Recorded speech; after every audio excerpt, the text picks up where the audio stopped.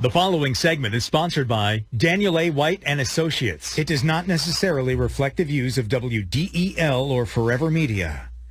Rick Jensen on 1150 AM, 1017 FM, WDEL. Well, actually, I've been a client of Dan White, specialist in retirement income for many, many years. Very happy, very pleased. And on a day when everybody's talking about politics, these guys have nothing to do with politics. Whatever is going on when it comes to taxes and policy, things like that, they roll with it. It's like REO Speedwagon. Just roll with the changes, and they work with you to maximize your retirement benefits. And these folks are very knowledgeable. In fact, I'm really glad that we got Dan White and Dan Simon, who's one of the associates. His office is in Middletown with a couple other guys. And Dan White's just up over the Pennsylvania border right there. So, Dan Simon, how are you, buddy? He's got the tip of the day here. Huh? Yeah. Wednesday in November. Yeah, I know. Just another Wednesday. So right now, this time of year, as you mentioned, it's November. We're heading towards the end of the year, and there are some things that people have to do by the end of the year, or they're going to get really unhappy at losing, like, so much money in fees, fines, and penalties, especially when it comes to retirement money, right? Absolutely. It's the time of the year to make sure that your required minimum distributions have been addressed if applicable to you. And the one thing I really wanted to touch on today, Rick, was IRAs on, or RMDs rather, on inherited IRAs. Over the last couple of years, there's been a little bit of ambiguity with regard to whether or not an RMD is required from an inherited IRA. When the Secure Act went into law, they eliminated the stretch IRA where somebody could take a lifetime deferral if they inherited an IRA from a non-spouse owner. So, for example, mom or dad passed away, they left the IRA to their kids.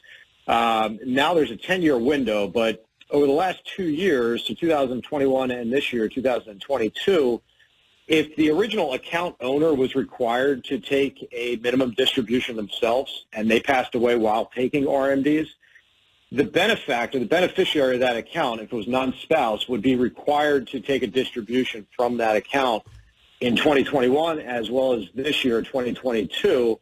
And if you don't take the RMD out, the penalty is rather steep. It's 50% of the amount that was required to be withdrawn. Wow. The good news is the IRS has allowed for a waiver of those RMDs for 21 and this year, but that sunsets next year. And then the rule applies as if nothing had ever changes, where they're required to take the RMD based off their life expectancy at that point. You said waiver. They haven't done it last year. They haven't done it last year? Go ahead. I'm sorry. Well, you said waiver. I'm wondering what qualifies for a waiver. So it was basically people didn't know, right? This stuff's out there, and, most people out there aren't aware of all the rules regarding IRAs and required minimum distributions and the rules around inherited IRAs and when distributions need to occur. So they did allow for a waiver for 21 as well as this year for IRA beneficiaries not to take that RMD. But as I mentioned, that grace period ends in 2023. So going forward, those RMDs will need to be taken out.